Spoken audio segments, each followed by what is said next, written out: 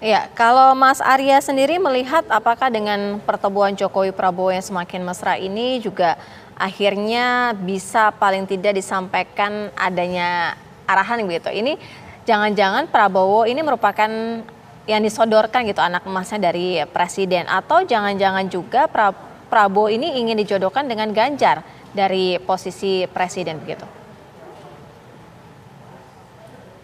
Saya kira memang faktor Jokowi dalam Pilpres ini menjadi faktor penting yang cukup berpengaruh dalam menentukan proses kandidasi dan juga soal hasilnya ya. Pada beberapa level dia akan mempengaruhi.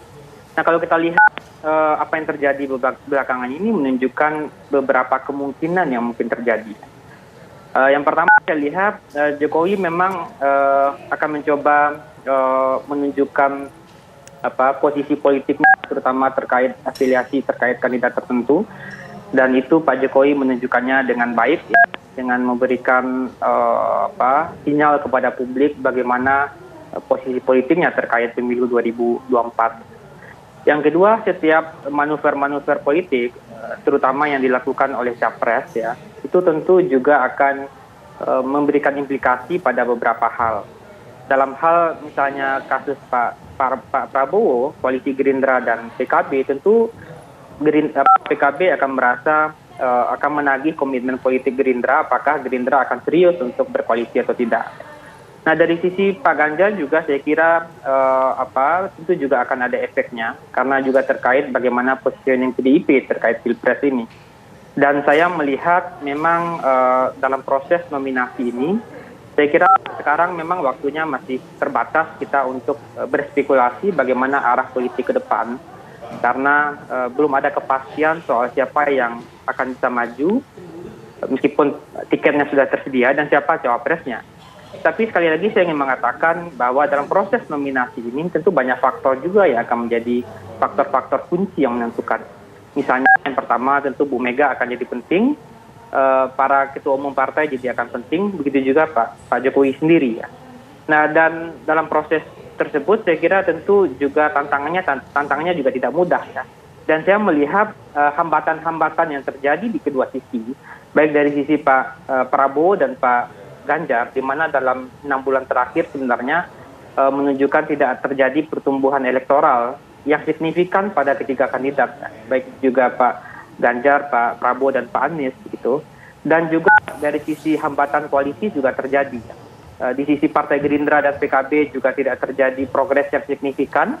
Di sisi PDIP juga masih menunggu. Sehingga percobaan-percobaan untuk menduetkan pasangan ini terus dilakukan untuk paling tidak memberikan efek elektoral pada kedua tokoh ini, saya kira. Baik, Mas Arya, tapi Anda melihatnya apakah ini sebagai bentuk spekulasi dari Jokowi yang tadinya di awal mungkin dikaitkan dekat dengan Ganjar Pranowo dan sekarang intensinya lebih sering bertemu dengan Prabowo Subianto, bagaimana Mas Arya?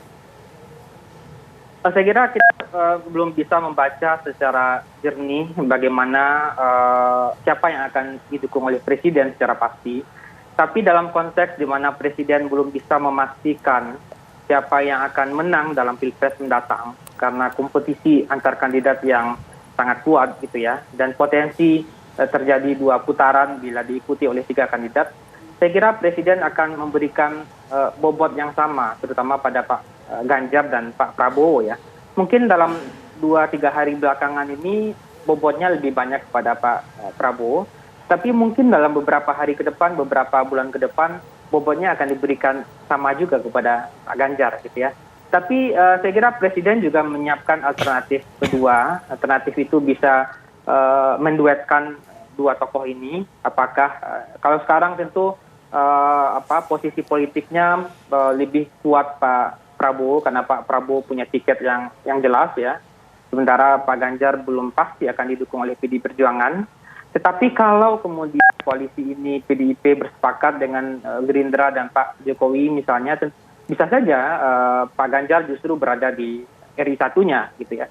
Jadi ke depan memang kemungkinan-kemungkinan masih terbuka, karena belum ada yang fix, yang pasti soal kandidasi capres ini.